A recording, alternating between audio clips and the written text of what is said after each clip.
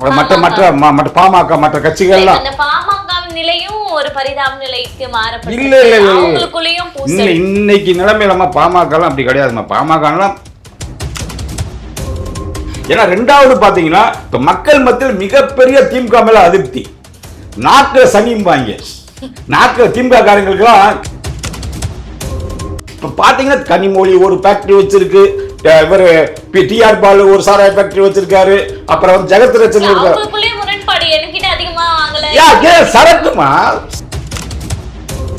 காங்கிரஸிடம் surrender ஆன மாதிரி சொல்ல வரீங்க. அதெல்லாம் இல்ல உனக்கு உடனே முன்னாடி பின்னாடி பாஜகவோட வந்து நான் பேசுறேன் பரதேசின்னு சொல்லிட்டு பாஜகவோட கலைஞர் வந்து கூட்டணி வச்சாரு. இதே வந்து பேசும்போது நான் பேசல. எங்களுடைய கட்சிக்கு பாரதிய ஜனதா கட்சியோட நாங்க கூட்டணி செத்தாலும் சாபமே தவிர கூட்டணி. அப்ப இதுக்கு முன்னாடி வச்சது திமுக என்ன பண்ணுவாங்க தெரியுமா? ஒரு 50 ரூபாய்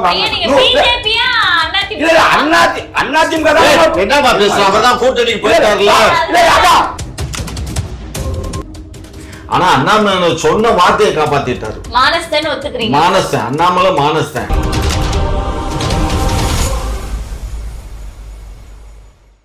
குக்கு செய்தி நேயர்களுக்கு வணக்கம். நான் உங்கள் மகாலட்சுமி நாச்சியப்பன். இன்று நம்மோடு விவாதத்தில் இணைந்திருப்பவர்கள் திமுகவின் மூத்த முன்னோடி முனைவர் திரு காமாட்சி நாயுடு அவர்கள், பாஜகவின் வழக்கறிஞர் திரு மோகன்தாஸ் அவர்கள். இருவருக்கும் வணக்கம். வணக்கம் வணக்கம் வணக்கம். ஏடிஎம்கே பிஜேபி கூட்டணி உறுதியாகிடுச்சு அப்படின்னு சொல்லிட்டு நேற்று ஒரே பரபரப்பா செய்திகள் வெளியானது. பல முரண்பாடுகள் இரண்டு கட்சிகளுக்கும் இடையே, கொள்கை முரண்பாடு அது இதுன்னு இருக்கையில இப்போ வந்து உறுதி பண்ணிட்டா மக்கள் அதை எப்படி ஏற்றுப்பாங்க நீங்க நம்புறீங்க? கொள்கை முரண்பாடே இல்லைம்மா. ஏன்னு கேட்டீங்கன்னா, ஆரம்பத்தில் புரட்சி தலைவி அம்மா வந்து பிஜேபியோட கூட்டணி வச்சது தான். இரண்டாவது எடப்பாடி அவர்கள், மாண்புமிகு எதிர்கட்சி தலைவர் அவர்கள், அவரும் இந்த பிஜேபியோட கூட்டணி வச்சது தான்.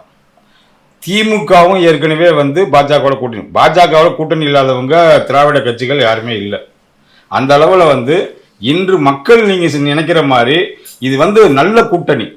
இந்த கூட்டணின்றது வந்து போன தடவை பார்த்தீங்கன்னா 4 சீட்டு வந்து எம்எல்ஏ சீட்டு வின் பண்ணோம். பிஜேபியில் வின் பண்ணால் இவங்க 66 இருக்காங்க, எம்எல்ஏ இருக்காங்க, எதிர்கட்சியாக இருக்காங்க, ஃபுல்லாகவே பார்த்தீங்கன்னா இந்த கூட்டணி வந்து மிக சரியான கூட்டணி. ஏன்னா வந்து போன தடவை வந்து நாடாளுமன்ற தேர்தலில் பார்த்தீங்கன்னா கொஞ்சம் ஓட்டு தான் டிஃப்ரெண்ட் ஒவ்வொரு தொகுதியும். 2 பேரும் ஏடிஎம்கேயும் சேர்ந்துருந்தாங்கன்னா, மெகா கூட்டணி வச்சுருந்தாங்கன்னா கண்டிப்பாக 26 சீட்லேருந்து 27 சீட்டு முடிய கண்டிப்பாக அதிமுக நாடாளுமன்றத்தில் வெற்றி பெற்று 2-3 அமைச்சர்கள் வந்து மத்தியில் ஆயிருப்பாங்க. அதை வந்து அது எடப்பாடி அவர்கள் ஏதோ தெரியல, அமித்ஷாஜி வந்து அமித்ஷா உள்துறை அமைச்சர் அவர்கள் வந்து சரியாக வாங்க சேருங்க கண்டிப்பாக. ஆனால் அவர்கள் உளவுத்துறை வந்து அதிகமாக இருக்குது. ஏன்னா அவங்க வந்து ஏற்கனவே வந்து டெல்லியில் இருக்காங்க, இங்கே உளவுத்துறை மூலமாக பண்ணதில்லை.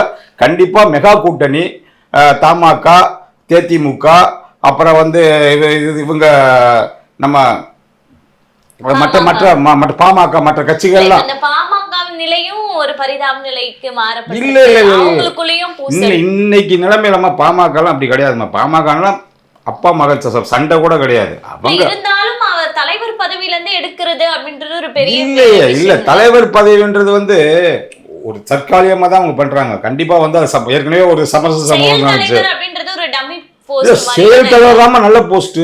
தலைவர்ன்றது தான் வந்து உட்கார்ந்து அவங்க பாட்டுக்கு பண்றது. செயல் தலைவர் செயல்படுற தலைவர், செயல்பட்டு தமிழ்நாடு கூட சுத்திட்டு வர்றதா செயல் தலைவர். நீங்க தலைவர்ன்றது வந்து அவங்க சொல்படி உட்கார்ந்து எடுத்துக்கிட்டு அவங்க சொல்றதை கேட்டுட்டு இவங்க செயல்படுவாங்க, அவங்க தான் செயல் தலைவர்.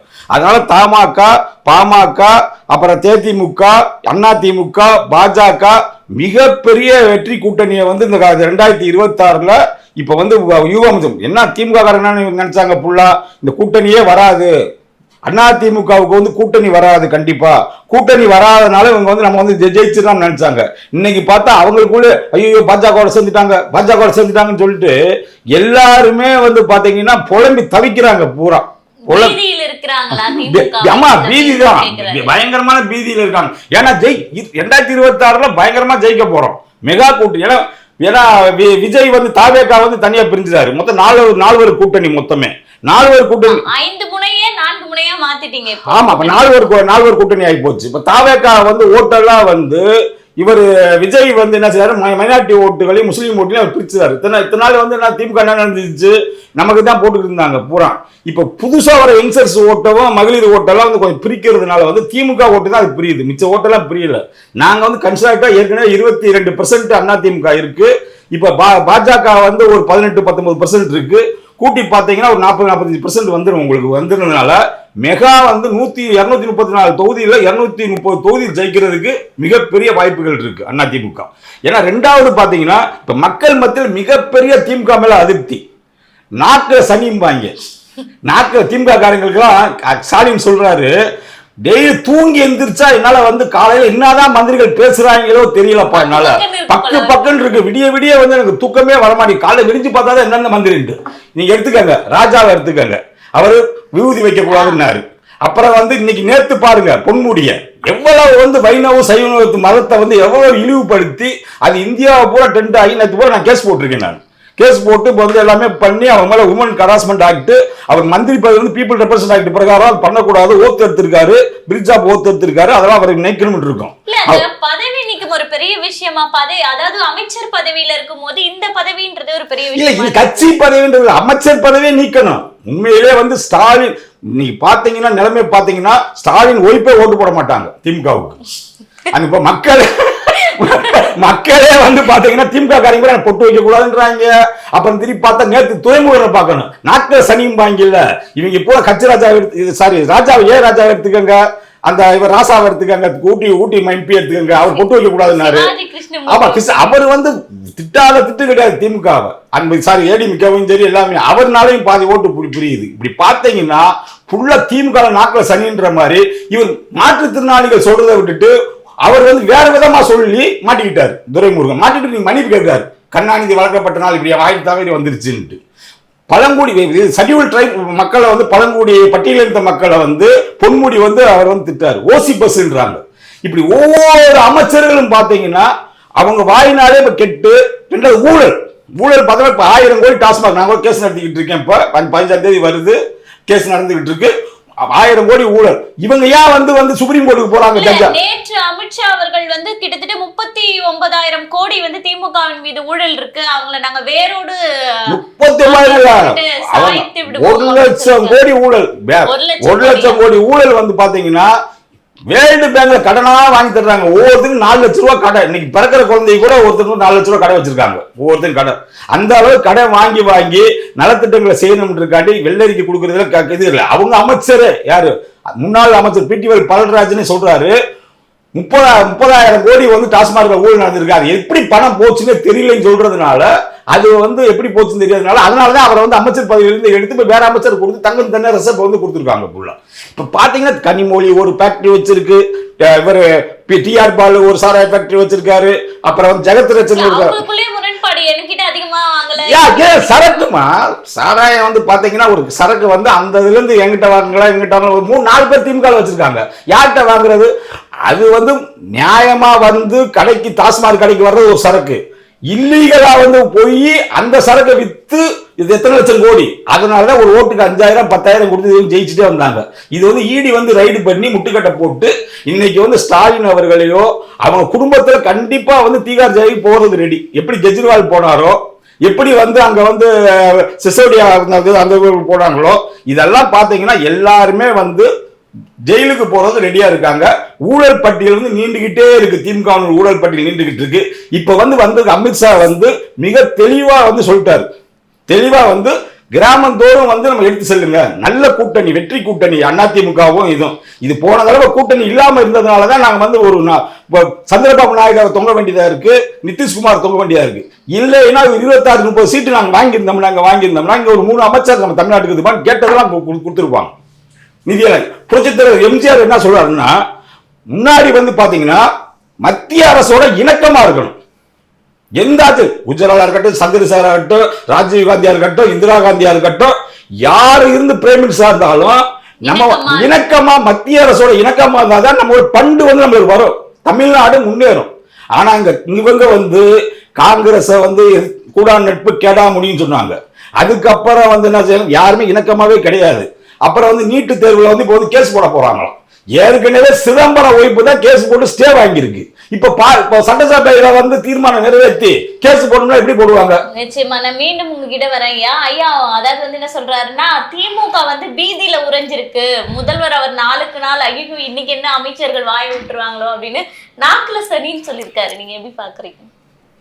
அதாவது என்றைக்கு வந்து பிஜேபி கூட நாங்கள் கூட்டணியே வச்சுக்க மாட்டோம், நாங்கள் தனிச்சு தான் நிற்போம், பிஜேபி இல்லா கூட்டணி தான் நாங்கள் அமைப்போம் அப்படின்னு சொல்லி வீரவசனம் பேசின எடப்பாடியார் நாடாளுமன்ற தேர்தலுக்கு முன்பும் சரி நாடாளுமன்ற தேர்தலுக்கு பின்பும் சரி அவ்வளோ வீரவசனம் பேசினவர். அவருடைய கட்சியில் உட்கட்சியில் வந்து நெருக்கடிகள் நிறைய வந்த உடனே வேறு வழி இல்லாமல் அவங்க பாரதிய ஜனதாவில் போய் சரண்டர் ஆகிட்டாங்க. அவர் பண்ண போன ஆட்சியில் அவர் பண்ண திமுக முன்பு காங்கிரசிடம் சரண்டர் ஆன மாதிரி சொல்ல வரீங்க? அதெல்லாம் இல்ல உனக்கு உடனே முன்னாடி பின்னாடி பாஜகவோட வந்து சார் நான் பரதேசின்னு சொல்லிட்டு பாஜகவோட கலைஞர் வந்து கூட்டணி வச்சாரு. இதே வந்து பேசும்போது நான் பேசல, வேண்டாம் அப்படி எல்லாம் பேசக்கூடாது.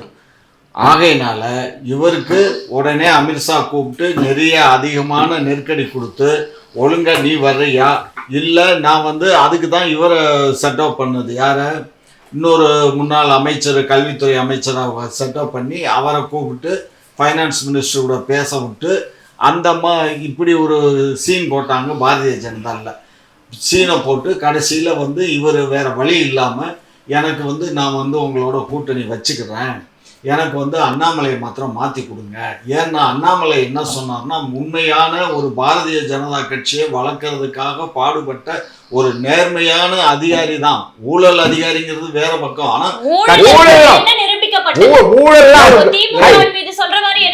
ஊழல் வந்து அவர் கைப்படாத சொந்தக்காரர் அண்ணாமலை. அவர் ஒரு கட்சியில திமுக மாதிரி வந்து இமாய ஊழல் அது சும்மா இருமையா. கட்சியில வந்து என்ன ஊழல் பண்ண முடியும்? கட்சி பண்ற மந்திரியா இங்க இருந்திருக்காரு. இருமையா எதுக்கு கத்திரி? அவர் மச்சின இவருடைய ஃபண்ட் இவர் மூலியமா அவர் மச்சின 2000 கோடியில இப்ப ஒரு சேம்பர் போட்டுக்கிட்டு இருக்காரு. அது ஏற்கனவே அமலாக்கத்துறை ஒரு வாரம் ரெய்டு பண்ணி அவங்க எல்லாம் என்ன வச்சிருக்காங்க. நியூஸ்ல வரலையா? என்ன சொன்னது? எங்க எடுத்தாங்க? ஈடி எங்க எடுத்தாங்க? ஆதாரம் இல்ல, ஒண்ணும் இல்ல, எஃப்ஐஆர் இல்ல, ஒண்ணும் இல்ல. அதான் யார் சொன்னா எஃப்ஐஆர் இல்ல? இப்போ டாஸ்மாக் வழக்குல 1000 கோடிக்கு மேல சொன்னாங்கல்ல, அந்த மாதிரி எதுமே சொல்லலையே. எப்பயுமே வந்து யார் மூலமா யாரையும் நேரடியா எஃப்ஐஆர் போடாது. இப்ப நேரு வீட்டுல போனாங்க, தம்பி வீட்டுல போனாங்க, அதெல்லாம் வெளியிடுறாங்களே ஒண்ணுன்னா வெளியிடுறாங்க. என்ன வெளியிட்டு என்ன புடுங்கினாங்க? நேரு தம்பி வந்து ஆஸ்பத்திரியில படுத்துக்கிட்டாரு. அதே மாதிரி வந்து இவரு செந்தில் பாலாஜி வந்து யார் திமுக காரங்க ஊழல்னு சொன்னாலே நடுங்கி நடுங்கி வந்து ஆஸ்பத்திரியில ஓடி போய் படுத்துக்கிட்டு நெஞ்சு வலிக்குது சொல்றதே இவங்களுடைய இது. அதெல்லாம் சும்மா இந்த கதையெல்லாம் அலக்கிறதுக்கு கொஞ்சம் பொறுமையா இருங்க, நான் பேசுறோம் இல்லையா. ஆகையினால இவங்க வந்து என்றைக்கு வந்து பிஜேபி கூட கூட்டணி போனாங்களோ திமுகவுக்கு உண்மையில நான் சொல்றேன் 100% வெற்றி வாய்ப்பு எங்களுக்கு உறுதியாயிடுச்சு. பாரதிய ஜனதா கட்சியோட அதிமுக கூட்டணி சேர்ந்ததுனால 100% எங்களுக்கு வெற்றி வாய்ப்பு. என்னமா கால்குலேஷன்? எதுக்கு பீதி ஆகுறாங்க? எப்படி கால்குலேஷன் சொல்லுங்க. இப்ப வந்து சொல்லுங்க, திருமாவளவன் இருக்காரு, அவங்க கூட்டணி கம்யூனிஸ்ட் இருக்கு. திருமாவளவன் வந்து டாஸ்மார்க்கை எதிர்த்து ஒரு போராட்டம் பண்றாரு. இவங்க டாஸ்மார்க் ஊழல்ல மாட்டிக்கிட்டு இருக்காங்க. அதை எதிர்த்து கேள்வி கேட்கிறாரு. மக்கள் மத்தியில் வேங்க வயல் விவகாரத்துல பாத்தீங்கன்னா அவங்களே மரத்தை வந்து கலந்து விட்டுட்டு அவங்க ஜாதிக்கு அவங்க ஆளுகளே வந்து அவங்க அப்பா அம்மாக்களுக்கு கொடுத்து ஆஸ்பத்திரியில அட்மிட் ஆகி அவங்க மேலே ஒரு எஃப்ஐஆர் கண்டுபிடிக்க முடியாம அப்ப அந்த பட்டியல ஓட்டரா விழுகுமா இவங்களுக்கு? என்ன கேக்குறாருன்னா நீங்க திருமாவளவர்களுக்கு கொடுக்காத நெருக்கடியா நாங்க கொடுக்கறோம்னு கேக்குறாரு. கம்யூனிஸ்ட் அதே மாதிரி சாம்சங் இரண்டாவது வந்து இது இரண்டாவது வந்து இந்த நம்ம போக்குவரத்து ஒப்பந்தம் என்ன பண்ற? அவர் பேசும்போது நான் பேசணும்னா அவர்கிட்ட நீ கேட்டல 10 நிமிஷம் அவர் வார்டு பேசினார்ல, கதை அளந்தார்ல,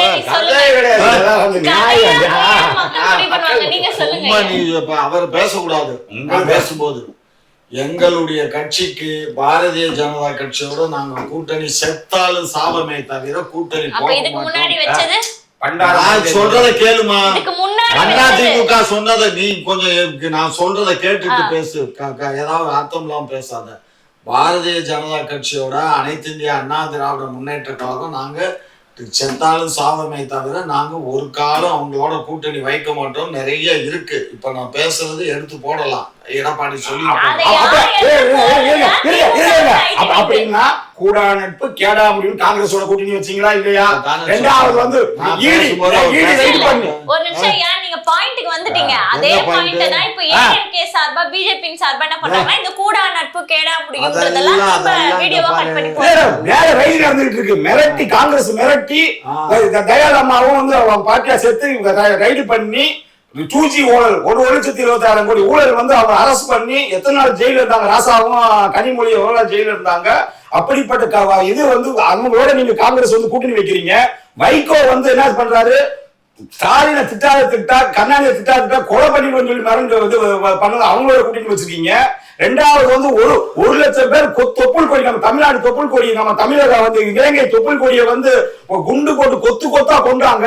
அவங்களோட நீங்க கூட்டணி வச்சிருக்கீங்க. நீங்க கூட்டணி வச்சா மட்டும் தர்மம். நாங்க வந்து அதிமுக வந்து பாஜக கூட்டணி வச்சா அது வந்து நல்ல கூட்டணி கிடையாது. நாங்க கூட்டணி வைக்க வேண்டாம்னு நான் சொல்லலைங்க. நீங்க தானே சொன்னீங்க. அண்ணாமலை என்ன சொன்னாரு? கூட்டணி வச்சா நான் தலைமை பொறுப்புல இருந்து விலகிட்டாரு. அவர் விலகிட்டாரு. ஜெயக்குமார் என்ன சொன்னாரு? கூட்டணி வச்சா நான் கட்சியில இருந்து நான் விளையிடுவேன்னு ஜெயக்குமார் விலகிட்டாரு. சோ இப்படி அதிமுக வந்து முன்னுக்கு பின் முரணா இப்ப கடைசியா பேசினது பூராமே தவறான தகவல். ரெண்டாவது எங்களுக்கு வந்து இவங்க கூட்டணி நாங்க 3 கையெடுத்து இல்ல 2 கையெடுத்து கும்பிடுறோம். உங்க கூட்டணி வாழ்க ஒழிக. ஏன்னா வாழ்கன்னு சொல்லுங்க, ஒழிகன்னு சொல்லாதீங்க. வந்து ஒழிய வேண்டிய கூட்டணி. ஏன்னா உங்க கூட்டணி தான் ஒழிய வேண்டிய.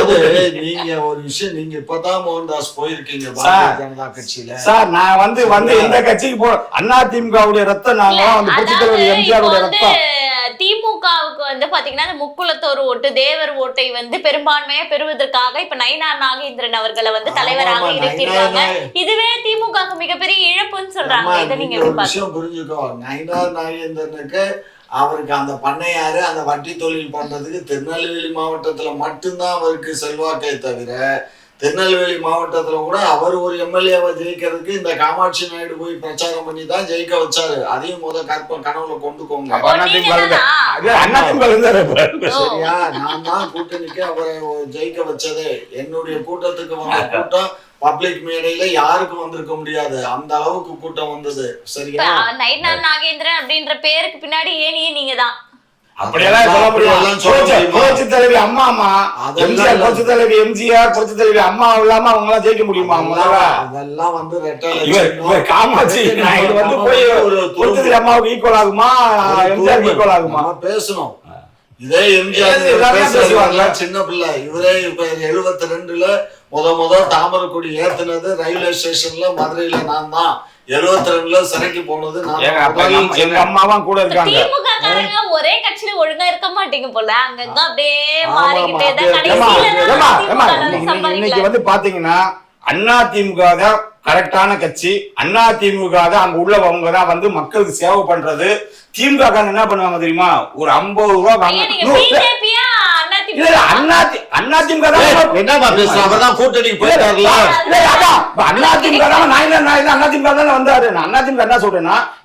அமைச்சர்கள் திமுக இருக்காங்கல்ல, அதெல்லாம் யாரு? கண்ணப்பன்ல இருந்து அனிதா ராதாகிருஷ்ணன், சேகர் பாபுல இருந்து ரகுபதியில இருந்து எல்லாம் கணக்கு எடுத்தா 8-9 பேர் இருக்காங்க.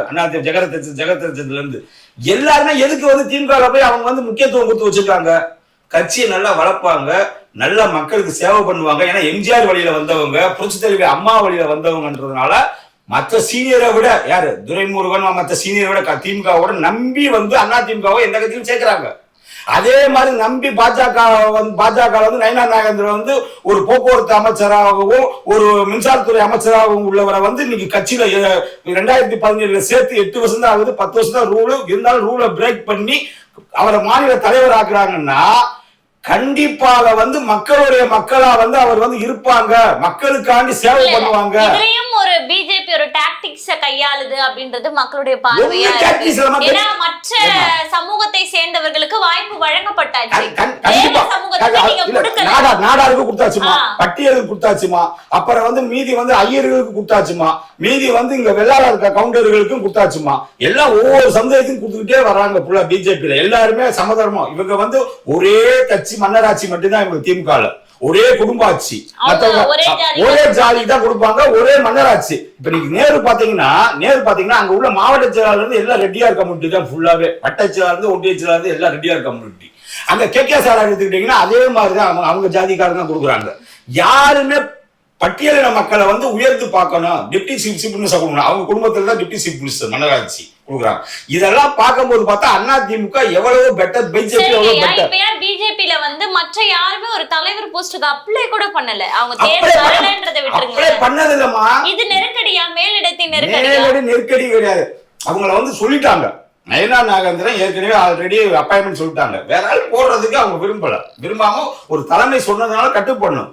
இப்ப புரட்சித் தலைவி அம்மா வந்து நீங்க வந்து பொதுச்செயலாளர் நிரந்தர பொதுச்செயலாளர் சொல்லிட்டோம்னா யாராவது நாமினேஷன் போடுவோமா? அதுக்கு எதுக்கு நாமினேஷன்? அது வந்து ஒரு சட்டத்தின் ப்ராசஸ் தான், வேற ஒண்ணும் கிடையாது.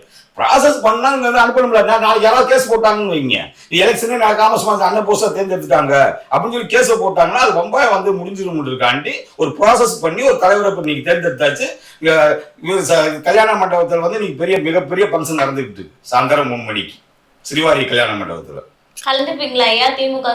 அதாவது சும்மா இருடி, நான் சொல்றத ஒரு விஷயத்த நல்லா புரிஞ்சுக்கோ. இந்த பாரதிய ஜனதா கட்சி தமிழ்நாட்டை அழிக்கிறதுக்கு மும்பரமா செயல்படுது.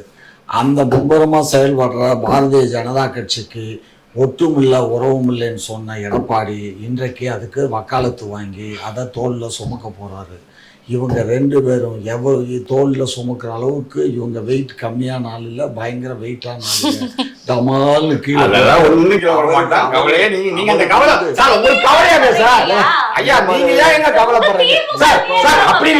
அப்படின்னா மக்கள் நல கூட்டணின்னு சொல்லிட்டு மக்கள் நல கூட்டணி விஜயகாந்த் ஏற்படுத்தினாங்க. திருமாவளவன் கம்யூனிஸ்ட் எல்லாமே சேர்ந்து என்னாச்சு மக்கள் நல கூட்டணி என்னாச்சு? விஜயகாந்த் கூட்டணி தான் அந்த மக்கள் நல கூட்டணி. வைகோ போன இடம் சும்மா மக்கள் நல கூட்டணி என்ன ரிசல்ட்டோ அதே ரிசல்ட் தான் எடப்பாடிக்கும். அந்த 2% 3% வாக்குக்கு மேல இவங்களால வாங்கவே இயலாது. நாசமா போயிரும். அதிமுக இதோட அழிஞ்சு போச்சு. திமுக இதோட அழிஞ்சு போச்சு. வளரும் வாழும் பார்த்துக்கிட்டே இருக்கத்தான் போறீங்க. குடும்பத்தை கேட்கல, யார் திமுக கட்சி மக்களிடம் மக்களை வந்து கெடுத்துட்டு இருக்காங்க. 2 பேரும் பேசணும்னா அது மக்கள் பார்க்க மாட்டாங்க. கச்ச கச்ச கச்சன்னு இருக்கும். ஒரு நிமிஷம் நான் பேசின பின்னாடி எனக்கு பதில் சொல்லுங்க. நான் என்ன சொல்ல வரேங்கிறத புரிஞ்சுட்டு பேசுங்க. அவங்க அதிமுகல தொண்டர்களே இன்ட்ரெஸ்டடா காட்டல. ஏன்னு கேட்டீங்கன்னா உங்களுக்கு ஜெயக்குமார் வந்து இந்த 4 ஆண்டு 5 ஆண்டு காலத்துல எப்படி பிரசவ சந்திச்சாருன்னு உங்களுக்கு தெரியும். அவரே வெளியில போறாரு. அதுக்கப்புறம் இன்னைக்கு இந்த இது பிடிக்கலன்னு சொல்லி ஏகப்பட்ட அண்ணாமலை அவங்க கட்சியில போறாரு. அது நான் அண்ணாமலை போனா நாளைக்கு அமைச்சர் கொடுக்க போறாங்க. அது ஒன்றும் பெரிய விஷயம் கிடையாது. ஆனா அண்ணாமலை சொன்ன வார்த்தையை காப்பாத்திட்டாரு. மானஸ்தன் அண்ணாமலை மானஸ்தன் அவர் சொன்னதை காப்பாற்ற தேசிய இதுல ஒரு நீரோட்டத்துல கலந்து பெரிய பதவி கொடுக்க போறாங்க. அடுத்த பிரதமர் ஒன்னும் ஆச்சரியப்படுறதுக்கு இல்ல. எல்லாமே சொல்றாங்க. அதை விட ஒரு அடுத்த பிரதமர் தான் அந்த ஊபியில ஒரு மரியாதையா பேசுங்க. யோகி ஆதித்யநாத் பேசி வாயை கொடுத்து மாட்டிக்கிறீங்க. நாக்க சனி. யோகி ஆதித்யநாத் தான் அவர் தான் வந்து அடுத்த ஒரு மகளிர வந்து இதெல்லாம் லூஸ் எல்லாம் சொல்லக்கூடாது. அவங்களால வந்து என்ன வேலைன்னா அவங்க வன்கொடுமை சட்டத்துல போட்டுருவாங்க. அப்புறம் கேஸ போடுங்க. அந்த கேஸுக்கு நானும் வரேன். ஏற்கனவே பல மந்திரிகள் மாட்டிக்கிட்டு இருக்காங்க. பொன்முடி பதவியே விலக போறாரு. உங்களுக்கு எந்த பதவி இல்ல, அதனால நீங்க தோர்ல துண்டெடுத்து தூக்கி போட்டு போயிருவீங்க. இருங்க. அதனால அதிமுக எப்ப பாஜக கூட கூட்டணி வச்சுச்சோ அப்பயே எங்களுக்கு நிம்மதி பெருமிச்சு. சத்தியமா சொல்றேன், நிம்மதி பெருமிச்சு. எல்லாம் தூங்கி எந்திரிச்சது நீண்ட நாட்களுக்கு அப்புறம் நேற்று தான்.